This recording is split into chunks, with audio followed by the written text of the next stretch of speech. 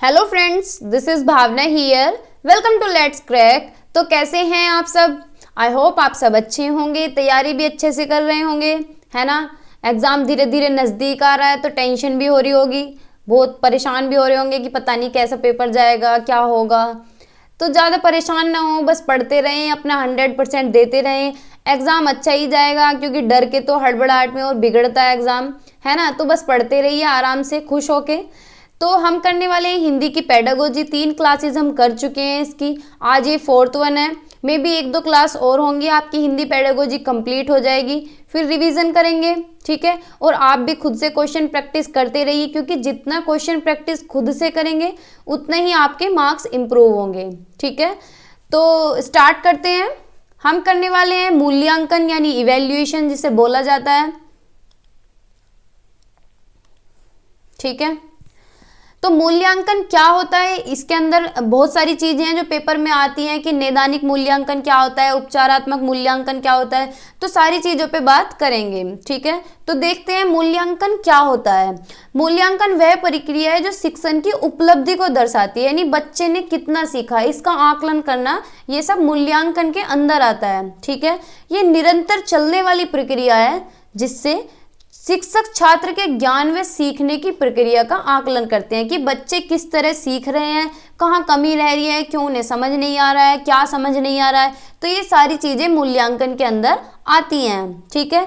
मूल्यांकन के क्या क्या उद्देश्य हैं? शिक्षार्थियों की उपलब्धि को जानना कि बच्चों को क्या समझ आ रहा है, कैसे समझ आ रहा है, क्यों समझ नहीं आ रहा है, किस पोर्शन में समझ नहीं आ रहा है, तो सारी उपलब्धियों को जांचना। विकास का बढ़ना कि बच्चा कितना विकास कर पा रहा है, कितना इम्प्रूवमेंट हो रहा है, ठीक है। उसकी क्षमताओं को देखना कि कितना ग्रैब कर सकता है, कितना पढ़ा है उसे समझ आ रहा है, कितनी उसकी योग्यता है, उसकी रुचि है पढ़ने में या नहीं है। ये सारी चीजें मूल्यांकन के अंदर आती हैं, ठीक है। बच्चे को क्या कठिनाई हो रही है पढ़ने में, भाई कहाँ उसे कठिनाई हो रही है, किस पोर्शन में कठिनाई हो रही है। हो सकता है बच्चे को मैथ समझ नहीं आ रहा हो सकता है साइंस समझ नहीं आ रहा हो, उसकी असफलताओं का क्या कारण है, ये जानना। फिर उपचारात्मक शिक्षण का आयोजन करना, यानी बच्चे का उपचार करना, पहले निदान करना, देखना कि उसे क्यों समझ नहीं आ रहा, क्या समझ नहीं आ रहा और क्यों नहीं आ रहा, किस पोर्शन में कमी है, फिर उसके बाद उसे उपचार देना, ठीक है। तो इसका भी आयोजन करना है, ये भी मूल्यांकन के अंदर ही है। शिक्षकों को कौशल और सफलताओं को जानना कि बच्चे की क्या स्किल्स हैं, क्या क्या वैल्यूज हैं इसके अंदर, क्या यूनिक है बच्चे के अंदर, ठीक है। तो ये देखना। और शिक्षण और सीखने को प्रभावी बनाने के लिए, यानी लर्निंग को इफेक्टिव बनाने के लिए भी मूल्यांकन किया जाता है, ठीक है। टाइम टू टाइम पता चलता रहता है बच्चे का, तो इससे अच्छा बच्चा इंप्रूव भी करेगा, है ना। फिर सीसीई के 2 पहलू हैं, सतत और व्यापक मूल्यांकन। सतत मूल्यांकन क्या होता है, यानी कंटिन्यूअस इवैल्यूएशन। जो सतत मूल्यांकन का मतलब है कंटिन्यूटी में चलने वाला मूल्यांकन, जो डेली बेसिस पे होता रहता है, ठीक है। जिसमें बच्चे की इंप्रूवमेंट का पता चलता रहता है, कंटिन्यूटी में जो होता है, पढ़ते हैं। यह शिक्षार्थियों के समग्र विकास में मदद करता है, यानी बच्चे के क्या है, ऑल ओवर डेवलपमेंट में मदद करता है, पूरा विकास हो बच्चे का। जैसे सीखना एक सतत प्रक्रिया है, इसी तरह से सतत मूल्यांकन क्या है, निरंतर होना चाहिए, यानी निरंतर होता रहना चाहिए, जिससे पता चलता रहे बच्चा सीख रहा है, क्या चल रहा है, भाई, है ना। समझ आ रहा है, नहीं आ रहा है, कक्षा में कौन सा टीचर सही पढ़ा रहा है, कौन सा नहीं पढ़ा रहा है, टीचर बदलने की जरूरत है, टीचर को बताने की जरूरत है कि इस बच्चे पे ज़्यादा ध्यान दिया जाए। तो क्या है, सतत होना चाहिए, निरंतर होना चाहिए, ठीक है। 3 तरह का होता है ये। नैदानिक मूल्यांकन, जिसे इंग्लिश में डायग्नोस्टिक इवैल्यूएशन बोला जाता है, ठीक है। रचनात्मक मूल्यांकन, जिसे फॉर्मेटिव इवैल्यूएशन बोला जाता है, ठीक है। संकलात्मक मूल्यांकन या फिर योगात्मक मूल्यांकन, इसे सम्मेटिव इवैल्यूएशन बोलते हैं, ठीक है। पढ़ते हैं तो नैदानिक मूल्यांकन क्या होता है। देखो, कोई भी बच्चा हो, या मैं ही हूँ, चलो मैं बीमार हूँ तो मैं डॉक्टर के पास जा रही हूँ, ठीक है। तो डॉक्टर पूछेगा कि भाई बुखार हुआ था, कब हुआ था, क्या सिम्टम्स है, तो सारी चीज़ें पूछेगा कि सर्दी लगी थी कि नहीं लगी थी, मच्छर ने काटा था, किस वजह से हुआ है बुखार, ठंडे पानी में नहा लिए थे क्या। तो इस तरह की बातें पूछते हैं ना, तो डॉक्टर क्या कर रहा है, मेरा निदान कर रहा है, यानी मुझे डायग्नोज कर रहा है कि भाई देख रहा है क्या हुआ था, क्या सिम्टम है, कैसे बुखार चढ़ा। तो क्या है, इसी तरह से बच्चों का डायग्नोज कैसे होता है कि बच्चे को ये देखना है कि बच्चा क्यों प्रोग्रेस नहीं कर पा रहा है, क्यों बच्चे को समझ नहीं आ रहा, कौन से पोर्शन में प्रॉब्लम है ना, मैथ समझ नहीं आ रहा या हिंदी समझ नहीं आ रही है, इंग्लिश समझ नहीं आ रही है, तो ये देखना बच्चे का विकास क्यों नहीं हो रहा, क्यों इंप्रूवमेंट नहीं हो रहा, किस पोर्शन में दिक्कत है बच्चे को। तो ये डायग्नोसिस के अंदर आता है, यानी नैदानिक मूल्यांकन के अंदर आता है कि बच्चे का निदान करना, देखना कि बच्चा क्यों नहीं बढ़ पा रहा है आगे, है ना। पढ़ते हैं एक बार। इस मूल्यांकन का उपयोग उन शिक्षार्थियों की समस्याओं के निदान के लिए किया जाता है जो अपेक्षित प्रगति नहीं दिखाते हैं, यानी जितना माना गया था कि ये बच्चा तो 80 प्लस का है, इसके 50 प्लस क्यों आ रहे हैं, ये 50 प्लस पे क्यों रह जा रहा है ये। तो ये देखना कि बच्चा अपना पोटेंशियल क्यों नहीं दिखा पा रहा, कि जितना हम मान रहे हैं कि इतना इंटेलिजेंट है उतना क्यों नहीं स्कोर कर पा रहा। स्कोर तो वर्ड गलत है, लेकिन बच्चा इंप्रूव क्यों नहीं कर पा रहा, है ना।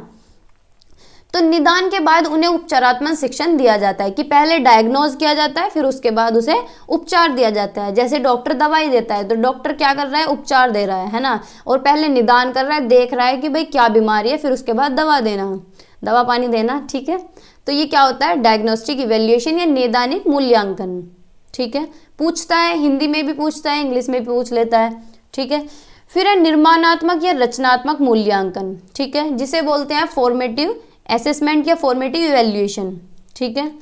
फॉर्मेटिव इवैल्यूएशन क्या होता है, यह मूल्यांकन में गृह कार्य, कक्षा परीक्षण, प्रश्नोत्तरी आदि का उपयोग किया जाता है। यानी अगर सिंपल भाषा में कहें तो ये जो क्लास के दौरान होता है, क्लास के दौरान जो होता है मूल्यांकन, वो होता है रचनात्मक मूल्यांकन, यानी ड्यूरिंग द क्लास। बस ये आपको याद रखना है, क्लास के जो दौरान होता है वो होता है रचनात्मक मूल्यांकन। जैसे कि क्लास टेस्ट होना, वीकली टेस्ट होना, मंथली टेस्ट होना, यानी क्लास के साथ साथ जो भी टॉपिक पढ़ा रहे हैं, चैप्टर पढ़ा रही है टीचर, कोई भी हिंदी का पढ़ाया, संज्ञा पढ़ाया, साथ के साथ ही संज्ञा पढ़ाया, फिर बाद में उसके क्वेश्चंस पुट आउट कर लिए या फिर बच्चों ने क्वेश्चंस पुट आउट कर लिए। किसी बच्चे को अगर समझ नहीं आ रहा है तो साथ के साथ दोबारा बता दिया, यानी साथ के साथ ही इवेल्युएशन हो जाना, उसे बोलते हैं रचनात्मक मूल्यांकन, ठीक है। साथ के साथ ही उसकी रिमेडी दे देना कि समझ नहीं आ रहा कोई बात नहीं, या फिर आज जैसे कोई भी टॉपिक पढ़ाया, संज्ञा पढ़ाया, आज कल उसका टेस्ट ले लिया, ठीक है, ओरली कैसे भी टेस्ट ले लो, तो ये होता है रचनात्मक मूल्यांकन, सबसे ज़्यादा इंपॉर्टेंट और सबसे ज़्यादा पूछे जाने वाला, ठीक है। एनईपी भी यही कहती है कि बच्चे का क्या है, रचनात्मक मूल्यांकन होना चाहिए, यानी साथ के साथ ही मूल्यांकन होता रहे, जिससे कि बच्चा डे बाय डे इम्प्रूव करे, है ना। तो ये होता है रचनात्मक मूल्यांकन। आगे चलते हैं। फिर है योगात्मक या संकलनात्मक मूल्यांकन, यानी समेटिव इवैल्यूएशन। समेटिव क्या होता है, ये जो क्लास के एंड में होता है, यानी एंड ऑफ द ईयर होता है, जैसे कि हमारे फाइनल एग्जाम होते हैं, हाफ ईयरली एग्जाम होते हैं, ठीक है, तो वो आते हैं इसके अंदर, योगात्मक मूल्यांकन के अंदर।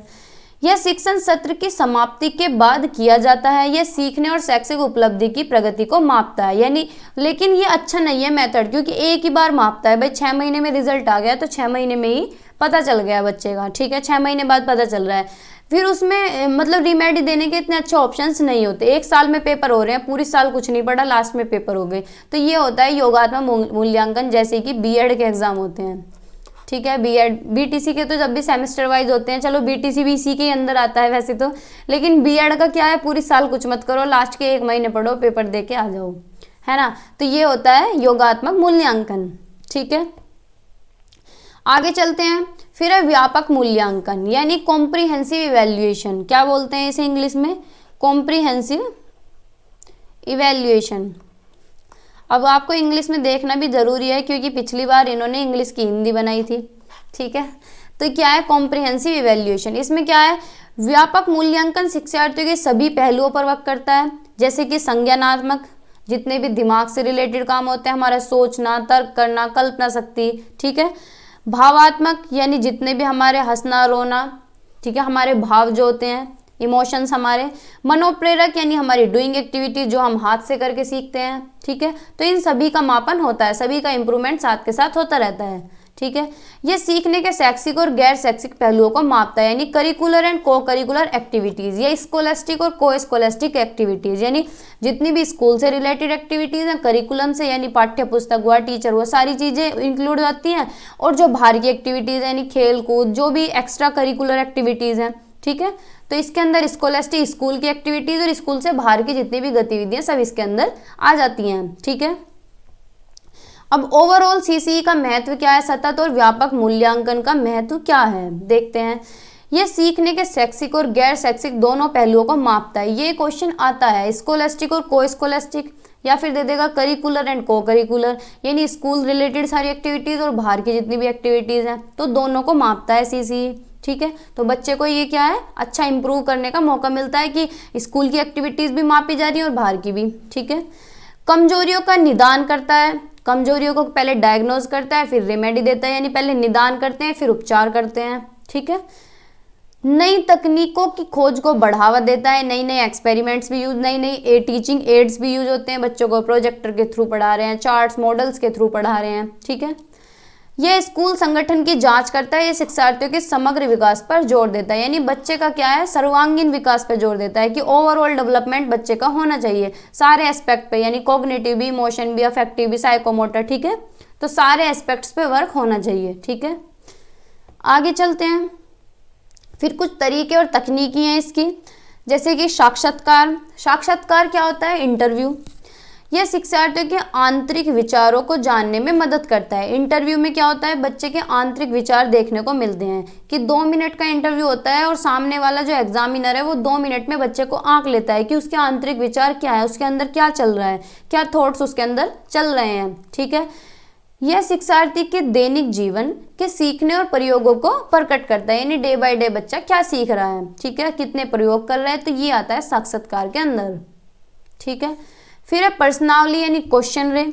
क्वेश्चन पुट आउट करना बहुत अच्छी बात होती है, चाहे टीचर बच्चों से करें या बच्चे टीचर्स से करें। इससे क्या होता है कि बच्चों के अंदर जिज्ञासा पैदा होती है, यानी बच्चे क्या है, क्यूरियस हो जाते हैं, ज़्यादा से ज़्यादा क्वेश्चन पूछने की कोशिश करते हैं। और टीचर अगर पूछ रही है तो क्या है, वो क्यूरियस होकर आंसर देते हैं, उनके माइंड में थॉट्स आते हैं नए नए कि इसका आंसर ये भी हो सकता है, इसका आंसर ये भी हो सकता है। उससे इमेजिनेशन भी बढ़ती है ना, और क्यूरियसिटी भी बच्चे की बढ़ती है, यानी जिज्ञासा भी पैदा होती है। ठीक है, फिर कुछ तरह के क्वेश्चंस होते हैं, कुछ तरह के प्रश्न हैं जिनमें एक पूछा जाता है डाइवर्जेंट क्वेश्चन, तो हमेशा पूछा ही जाता है। अभिसारी प्रश्न यानी कन्वर्जेंट क्वेश्चन, ये तर्क आधारित प्रश्न है लेकिन इनके उत्तर क्या है, सीमित होते हैं, यानी ये क्वेश्चंस क्या है, इनके आंसर जो है लिमिटेड होते हैं। जैसे कि कोई भी क्वेश्चन दिया कि इसे 10 शब्दों में लिखो, या इस पर 2 शब्द लिखो, या इस पर 50 शब्द लिखो, यानी क्या होती है, इनकी सीमा होती है बिल्कुल, कि बस ज़्यादा नहीं सोच पाएगा बच्चा, जितना लिमिटेड बताया उतना ही लिमिटेड लिख पाएगा। तो इन्हें बोलते हैं अभिसारी प्रश्न, यानी बच्चे को ज़्यादा दिमाग नहीं लगाना पड़ता।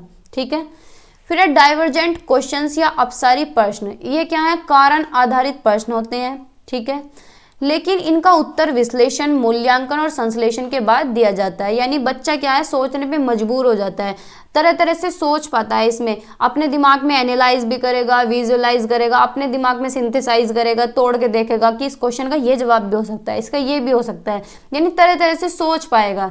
ठीक है, और ना ही कोई सीमा होती है, ना ही कोई लिमिटेशन होती है, कितना भी खुला सोच सकता है बच्चा और कितने भी जवाब दे सकता है, एक से ज़्यादा जवाब भी दे सकता है। ठीक है, तो ये होते हैं डाइवर्जेंट क्वेश्चन यानी अपसारी प्रश्न। ठीक है, आगे चलते हैं। फिर है अवलोकन। अवलोकन क्या होता है, ऑब्जर्वेशन। ऑब्जर्वेशन यह भी मूल्यांकन की प्रक्रिया में बहुत उपयोगी है, क्योंकि ऑब्जर्वेशन क्या है, इंडिविजुअली यानी एक बच्चे का भी हो सकता है और समूह में भी हो सकता है। अब जैसे कोई बच्चा बैठा हो पीछे, आराम से बैठता हो शांत आके क्लास में, बिल्कुल बोलने वाला ना हो, लेकिन पढ़ाई में अच्छा हो, लेकिन टीचर को ये बात पता ना हो, टीचर क्या है, धीरे धीरे उसे ऑब्जर्व कर रही है, उसका अवलोकन कर रही है कि भाई ये बच्चा बोलता तो है नहीं लेकिन पढ़ाई में अच्छा है ना, आज देखती हूँ इससे पूछ के, उससे पूछ रही है, कुछ भी उन्होंने सब कुछ बता दिया। तो क्या है, ये क्या है, ऑब्जर्वेशन, अवलोकन, यानी ये ग्रुप में भी हो सकता है और एक बच्चे का भी हो सकता है। ठीक है, लेकिन ये क्या है, प्राकृतिक तरीके से मूल्यांकन करने में मदद करता है, यानी नेचुरली हो जाता है। ऐसे ही जैसे सामने बैठा है कोई बच्चा, उसका ऑब्जर्वेशन कर लिया, उसे देख लिया, 2 दिन उसे देख लिया तो पता चल गया कि ये बच्चा इस लेवल का है ना, बच्चे को आता तो बहुत कुछ है। ठीक है, तो ये क्या है, प्राकृतिक तरीका है मूल्यांकन का, तो क्या बोलते हैं इसे, ऑब्जर्वेशन या अवलोकन। ठीक है ना, आगे चलते हैं। फिर है पोर्टफोलियो। पोर्टफोलियो भी बहुत इंपॉर्टेंट है, पूछा ही जाता है। पोर्टफोलियो क्या है, एक प्रकार की फाइल होती है भाई ये। ठीक है, एक प्रकार की ये फाइल होती है जिसमें किसी बच्चे के एक निश्चित अवधि में किए गए कामों का संग्रह होता है, यानी जैसे कि 4 महीने का एक बच्चे का पूरा रिकॉर्ड ले लिया फाइल में, 4 महीने बाद वो टीचर स्कूल छोड़ के चली गई, फिर दूसरी टीचर आई तो उस बच्चे का रिकॉर्ड पूरा बना हुआ है, ठीक है, सारी चीज़ें लिखी हुई हैं, उसमें उसका फोटो लगा हुआ है कि इस बच्चे का ये रिकॉर्ड है, लीजिए मैडम ये। तो उस मैडम को ज़्यादा मेहनत करने की ज़रूरत नहीं पड़ेगी, उस मैडम को पता चल जाएगा, रिकॉर्ड देखेगी फाइल में, अच्छा ये बच्चा इस फील्ड में ऐसा है, इस फील्ड में ऐसा है, अच्छा अच्छा एक्टिविटीज़ भी अच्छी हैं, पढ़ता भी अच्छा है, वैसे रेगुलर है, ठीक है, तो सारी चीज़ें उसमें पता चल जाएंगी। तो यानी उस टीचर को क्या है, सारा पता चल जाएगा, सारा पोर्टफोलियो मिल जाएगा, उस बच्चे का सारा रिकॉर्ड मिल जाएगा 4 महीने का, 6 महीने का, ठीक है। तो ये क्या होता है, पोर्टफोलियो। यह बच्चे के पूर्ण विकास और यहाँ वृद्धि का मूल्यांकन करता है, यानी बच्चा कितना ग्रो कर रहा है, कितना उसका डेवलपमेंट हो रहा है, कितना इम्प्रूवमेंट हो रहा है, ये सब पोर्टफोलियो के अंदर ही पता चलता है, ठीक है। पोर्टफोलियो के अंदर क्या क्या चीज़ें होती हैं, बच्चों द्वारा बनाए गए चित्र, जो बच्चे डायग्राम्स बनाते हैं क्लास में, ठीक है, कुछ भी यूनिक करते हैं, कुछ भी आर्ट एंड क्राफ्ट करते हैं, बच्चे का चित्र यानी बच्चे की फोटो लगी रहती है कि पता चल जाता है भाई इस बच्चे का ये रिकॉर्ड है, ठीक है। प्लेन शीट या कार्यपत्रक, जो उसमें जितना भी काम करता है वो।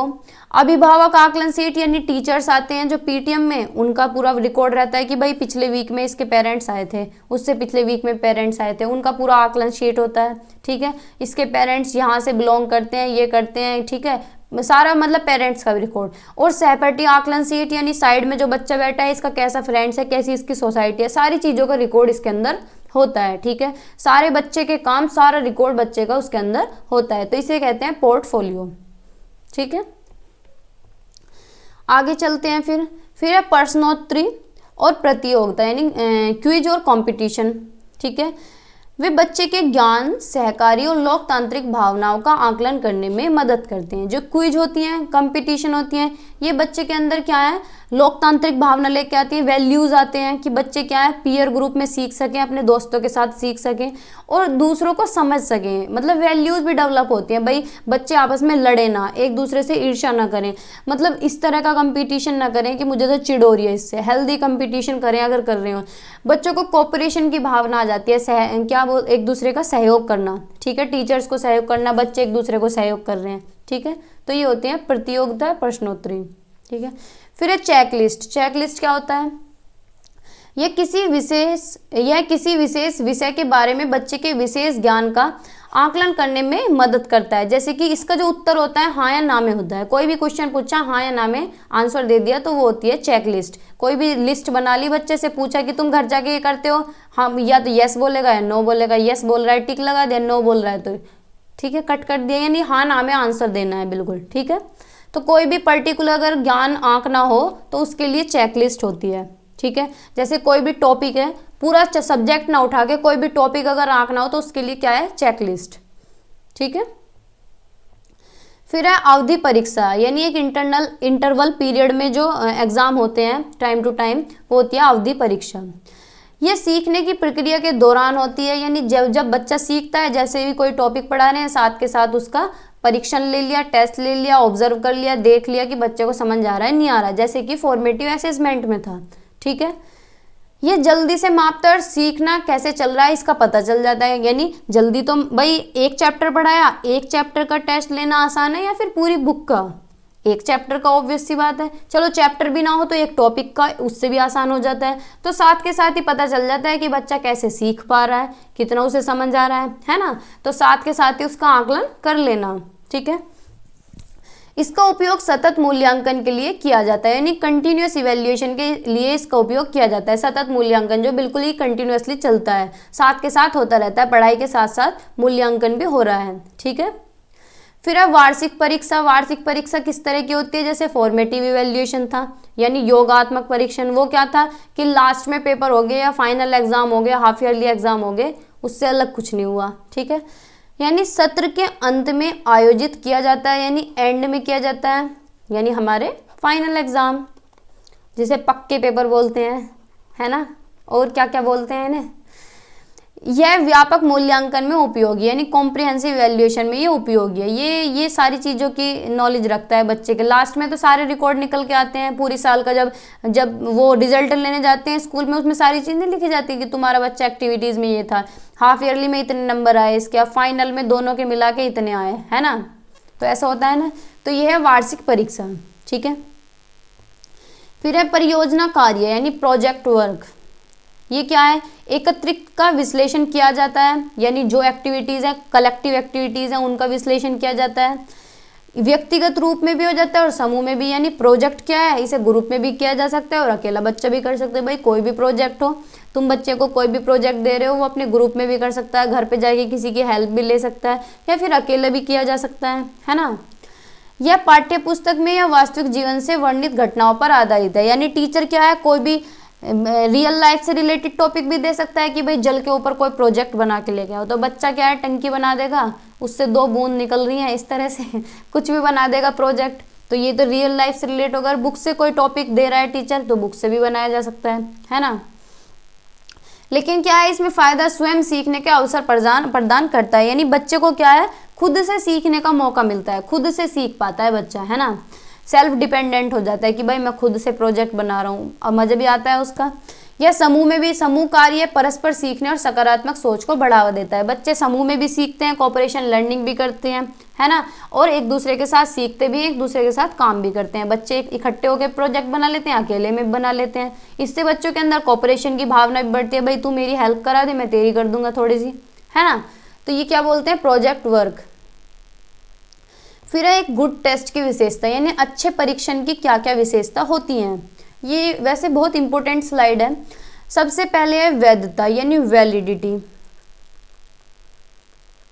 वैलिडिटी क्या होती है, एक परीक्षण का उद्देश्य। जो भी परीक्षण हो रहा है, जो भी टेस्ट हो रहा है, उसका कुछ एम होना चाहिए, जिस चीज़ के लिए वो टेस्ट बना है उस चीज़ को वो आंकता हो। जैसे कि सीटेट है, सीटेट एक एलिजिबिलिटी टेस्ट है, लेकिन सीटेट क्या है, हम लोगों को, आप लोगों को आंकता है कि आप टीचर बनने के योग्य हैं या नहीं है। तो सीटेट क्या है, एक वैलिड एग्जाम है, ठीक है। सीटेट क्या है, वैध है ना। फिर है विश्वसनीयता। विश्वसनीयता क्या होता है, एक अंक की संगति, यानी कोई भी टेस्ट हो, जैसे बच्चे के 10 में से 9 नंबर आ रहे हैं एक टेस्ट में, ठीक है, फिर वो टेस्ट दोबारा लिया जा रहा है, दोबारा भी उसके 10 में से 9 आ रहे हैं, तो वो टेस्ट क्या है, उस टेस्ट के अंदर विश्वसनीयता है, ठीक है, उस टेस्ट के अंदर विश्वसनीयता है। अगर बच्चे के 7 आ रहे हैं, 5 आ रहे हैं, तो वो विश्वसनीय नहीं है, ठीक है ना। फिर है वस्तुनिष्ठता, यानी एक टेस्ट है, उसे एक टीचर चेक करे तब भी बच्चे के 10 में से 9 ही आ रहे हैं, 2 टीचर चेक करें तब भी बच्चे के 10 में से 9 ही आ रहे हैं, तो वो क्या है, वस्तुनिष्ठता है। यानी कितने भी टीचर चेक कर लें तो क्या है, टेस्ट में सेम नंबर बन रहे हैं, तो है वो वस्तुनिष्ठता, यानी वो टेस्ट क्या है, वस्तुनिष्ठता है उसके अंदर, ठीक है। फिर है उपयोगिता और व्यवहारिकता। ये क्या है कि केवल किताबी ज्ञान न आंक कर और भी कोई टॉपिक दे सकते हैं, और भी आंक सकते हैं कि बच्चा क्या है, प्रैक्टिकली कैसा है ना, उसका व्यवहारिक ज्ञान कैसा है, ठीक है। जो एक परीक्षण जो न केवल किताबी ज्ञान का आकलन करता है, बल्कि व्यवहारिक ज्ञान को भी उपयोगी और व्यवहारिक के रूप में जाना जाता है, यानी बच्चे का व्यवहारिक ज्ञान भी आंकता हो, ठीक है। तो ये हुए 4 टेस्ट, 4 तरह के, वैधता, विश्वसनीयता, वस्तुनिष्ठता और उपयोगिता, ठीक है। आगे चलते हैं। फिर नैदानिक परीक्षण, अभी जो पढ़ा था डायग्नोस्टिक विद्यार्थियों में धीमी प्रगति के कारणों की पहचान करना, यानी डायग्नोज करना कि बच्चे की गति भाई धीमी क्यों हो रही है, क्यों नहीं सीख पा रहा है बच्चा, बच्चे की समझ क्यों नहीं आ रही है, भाई टीचर में कुछ ना कुछ गड़बड़ है, टीचर चेंज करना चाहिए, है ना। या फिर कौन से टॉपिक में कौन सा टॉपिक बच्चे को समझ नहीं आ रहा, कहाँ कमी रह रही है ना। शिक्षार्थियों की कमजोरियाँ देखना कि भाई कहाँ कमजोर रह रहा है। विद्यार्थियों को उचित प्रतिक्रिया प्रदान करें, यानी देखें पहले कि कहाँ कमी रह रही है, फिर उस पर वर्क करें। फिर वर्क कैसे करेंगे, उपचारात्मक शिक्षण देंगे, पहले निदान करेंगे, फिर बच्चे का उपचार करेंगे, ठीक है। जैसे डॉक्टर करता है, पहले निदान कर रहा है, देख रहा है भाई क्या बीमारी है, फिर उसके बाद दवा पानी, ठीक है, उसके बाद उपचार। उपचारात्मक शिक्षण कि किसी ऐसी उपदेशात्मक सहायता को सुधारने के लिए जिसकी आवश्यकता हो, यानी कोई भी बच्चा हो, उसकी क्या है, उसे अगर कुछ समझ ना आ रहा हो तो उसे रिमेडी देना, उसे उपचार करना, उसे सुधारने की कोशिश करना। इसके क्या क्या लाभ हैं, सीखने की कमी को पूरा करता है कि बच्चे ने कितना सीखा, ठीक है, और जो नहीं आ रहा है उसे दोबारा से बताना। सुदृढ़ीकरण प्रदान करे, यानी सही नॉलेज दे, अगर गलत नॉलेज बच्चे को मिल रही है तो उसे ठीक करे, सही नॉलेज ठीक करे, अवधारणा को ठीक करे, कई गलत कंसेप्ट तो नहीं बन रहा है बच्चे का, है ना। सही और आवश्यक आधार प्रदान करें जो भविष्य में सीखने के लिए उपयोगी हो, इस तरह का ज्ञान दें जो भविष्य में भी बच्चे के काम आए, है ना। व्यक्तिगत रूप से या समूह में किया जा सकता है। उपचारात्मक शिक्षण भाई एक बच्चे के समझ नहीं आ रहा है तो एक को भी बता देंगे, भाई एक को कोई टॉपिक समझ नहीं आ रहा तो उसे अलग से बता दो, और अगर सारे बच्चों को ही समझ नहीं आ रहा तो दोबारा पढ़ा दो। ठीक है, तो यही तो होता है कि बच्चे को क्या पहले बच्चे को डायग्नोज करना, निदान करना कि क्या समझ नहीं आ रहा, फिर उसे उपचार देना। अगर एक बच्चे के समझ नहीं आ रहा तो एक को देना, अगर पूरी क्लास को ही समझ नहीं आ रहा तो सभी बच्चों को देना। ठीक है, तो पहले निदान करना फिर उपचार करना, बस ये याद रखना है। फिर मूल्यांकन के कुछ प्रकार हैं, मैंने 3 लिखे हैं, वैसे 4 भी होते हैं, लेकिन पूछा जो जाता है सबसे ज़्यादा ये वाला पूछा जाता है। ठीक है, सीखने का आकलन यानी सम्मेटिव असेसमेंट एक तरह से, या फिर असेसमेंट ऑफ लर्निंग। तो ये क्या होता है, ये योगात्मक आकलन की तरह होता है, यानी सम्मेटिव असेसमेंट की तरह होता है। यानी क्या होता है, जो एंड एग्जाम होते हैं, लास्ट में जो एग्जाम होते हैं, फाइनल पेपर जो होते हैं वो आते हैं इसके अंदर, इसे बोलते हैं सीखने का आकलन। यानी इसके अंदर हमारे फाइनल एग्जाम्स आ जाते हैं। ठीक है, या फिर हाफ ईयरली एग्जाम जो सत्र के अंत में होते हैं। ठीक है, फिर है सीखने के लिए आकलन यानी फॉर्मेटिव असेसमेंट या असेसमेंट फॉर लर्निंग। यह रचनात्मक आकलन की तरह होता है, यानी बच्चा क्या है टाइम टू टाइम सीखता रहता है, रोज रोज उसका मूल्यांकन होता रहता है, रोज की रोज आकलन हो रहा कि भाई आज पढ़ाया तो साथ के साथ पूछ लिया या साथ के साथ टेस्ट ले लिया, कल पढ़ाया तो साथ के साथ पूछ लिया, या 2 दिन का एक साथ कर लिया, 3 दिन का वीकली टेस्ट ले लेना। ठीक है, तो वो होता है सीखने के लिए आकलन यानी फॉर्मेटिव असेसमेंट या फॉर्मेटिव इवेल्युएशन। ठीक है, या assessment for learning.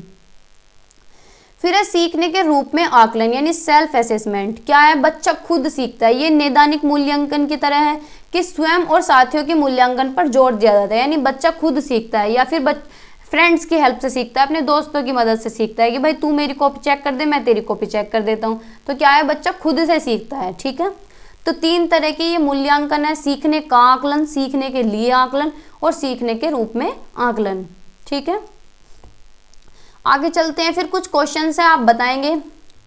Question number 1, कक्षा 5 के बच्चों के भाषा आकलन के संदर्भ में आप किस सवाल का सबसे कमजोर मानते हैं? आप किस सवाल को सबसे कमजोर मानते हैं कक्षा 5 के आकलन के लिए? तो बताएंगे। फर्स्ट ऑप्शन है केशव सबसे क्या कहता होगा, कल्पना करके केशव के शब्दों में लिखें। यानी केशव सबसे क्या कहता होगा, इमेजिनेशन करो अपने माइंड में और लिखो कि क्या कहता होगा। तो भाई सोचना तो पड़ेगा ही, बच्चों को दिमाग लगाएंगे कि भाई क्या क्या कहता होगा वो, है ना। तो बात तो ठीक लग रही है। यदि इला तुम्हारे स्कूल में आए तो उसे किन किन कामों में परेशानी होगी? ये भी बात ठीक है कि भाई इला नाम का कोई बच्चा है, वो हमारे स्कूल में आ रहा है तो उसे किस किस चीज़ में परेशानी होगी। तो सोचने पे मजबूर होंगे, भाई इसमें भी परेशानी हो सकती है, उसमें भी हो सकती है ना। तो सोचना पड़ेगा। अपने दोस्तों से पूछकर पता करो कि कौन किस बात से घबराता है। तो इसमें भी पूरा सबका सर्वे करना पड़ेगा, हर एक के पास जाना पड़ेगा, पूछना पड़ेगा, तो दिमाग लगेगा, इमेजिनेशन भी लगेगी, है ना। 4th पढ़ते हैं, ईदगाह कहानी में हामिद ने मेले से क्या खरीदा? ये तो 1 वर्ड आंसर है कि भाई चाहे उसने खिलौने खरीदे हो। चलो किसी को पता है कि ईदगाह कहानी पढ़ ली, पूरी कहानी पढ़ी है, फिर लास्ट में आया कि ईदगाह कहानी में हामिद ने क्या खरीदा? भाई खिलौने खरीदे होंगे, तो 1 वर्ड आंसर हो गया। तो सबसे कमजोर तो यही हुआ ना, इसमें बच्चे को सोचने का कुछ मिला ही नहीं, सीधा आंसर दे दिया। तो ये तो अच्छे ऑप्शन है सारे, सबको सब में सोचना पड़ रहा है। तो डी ऑप्शन हमारा सही है, यानी सबसे कमजोर पूछा है। ठीक है, तो सबसे कमजोर यही है। ठीक है, आगे चलते हैं। हिंदी भाषा में आकलन का उद्देश्य नहीं है। कौन सा नहीं है? बच्चों की भाषा प्रगति को अभिभावक और अन्य शिक्षकों को बताना कि बच्चे का आकलन कर रहे हैं और फिर उनके पेरेंट्स को बुला के बता रहे हैं भैया तुम्हारा बच्चा प्रोग्रेस नहीं कर पा रहा है, इसे ले जाओ कहीं और एडमिशन करा दो इसका। या फिर दूसरे टीचर से बता दे रहे हैं उसके आने से पहले ही कि इस बच्चे पे ध्यान रखना, इस बच्चे को तो कुछ भी नहीं आता है। तो ये तो गलत तरीका है ना भाई। सेकेंड ऑप्शन है भाषा सीखने के संदर्भ में प्रत्येक बच्चे की विशेष आवश्यकता की पहचान करना। ये बात ठीक है कि आकलन करते बार ये देखना कि किस बच्चे के अंदर क्या क्वालिटी है, या फिर कौन सा बच्चा प्रोग्रेस क्यों नहीं कर पा रहा, क्या कमी रह पा रही है ना। तो हर एक बच्चे की आवश्यकता की पहचान करना कि किसकी क्या आवश्यकता है, किसको क्या जरूरत है, कौन सा टॉपिक किसको क्लियर नहीं है ना। तो ये ऑप्शन तो अच्छा है। भाषा सीखने सिखाने की प्रक्रिया को उन्नत करना, तो ये ऑप्शन भी ठीक है भाई कि भाई सीखने सिखाने की प्रगति होगी। अगर आकलन साथ के साथ होता रहेगा तो बच्चा क्या है डेवलप भी करता रहेगा, इम्प्रूव करता रहेगा। तो ये भी ठीक है, ये भी ठीक है। बच्चों की भाषागत त्रुटियों की पहचान करना, कि बच्चे की त्रुटियों का भी पता चलता रहेगा, तो ये भी ठीक है। तो नहीं पूछा है, फर्स्ट ऑप्शन हमारा सही होगा। ठीक है, कि हमें ये नहीं बताना है कि अभिभावकों को कि बच्चा तुम्हारा प्रोग्रेस नहीं कर रहा है, बच्चे को कुछ नहीं आ रहा है, तो ये गलत है, नहीं पूछा है। ठीक है, आगे चलते हैं। क्वेश्चन नंबर 3, कक्षा 5 के बच्चों की हिंदी भाषा का आकलन करने में कौन सा प्रश्न सर्वाधिक उपयोगी है? बताएंगे आप। जूरी के कितने बाल थे? तो भाई 1 वर्ड होगा आंसर, जो भी चैप्टर पढ़ा होगा जूरी का उसमें बता देंगे इतने बाल थे। जूरी के बालों के नाम बताइए, वो भी बता सकते हैं उसमें से। गया कैसा व्यक्ति था? चैप्टर पढ़ा होगा तो बता देंगे, भाई हिंदी का चैप्टर पढ़ रहे हैं। हीरा समझदार था या मोती क्यों? इसमें बच्चे को सोचना पड़ेगा, पहले हीरे की विशेषता बताएगा कि हीरा समझदार था या फिर था तो था या नहीं, फिर मोती की बताएंगे मोती समझदार था या नहीं, दोनों का कंपैरिजन करेंगे कि भाई मोती ज़्यादा था हीरा कम था, फिर बताएंगे कि क्यों समझदार है। तो इसमें क्या है, बच्चे का ज़्यादा दिमाग लगेगा, है ना, इमेजिनेशन लगेगी, उसकी कल्पना शक्ति लगेगी। तो ये सबसे अच्छा प्रश्न है, सर्वाधिक उपयोगी पूछा है, तो 4th ऑप्शन हमारा करेक्ट होगा। ठीक है भाई, आकलन कर रहे हैं, बच्चे का पता तो होना चाहिए कितना उसे समझ आ रहा है। इनमें तो बच्चा रट के भी बता देगा, लेकिन इसमें थोड़ी रट लेगा, इसमें तो हीरे की भी बतानी पड़ेगी, मोती का भी बताना पड़ेगा, और फिर क्यों समझदार था ये भी बताना पड़ेगा, है ना। तो 4th ऑप्शन हमारा करेक्ट है। आगे चलते हैं। क्वेश्चन नंबर 4, तीसरी कक्षा का मोहित अक्सर पढ़ते समय शब्दों की पुनरावृत्ति करता है। आप उसके पढ़ने के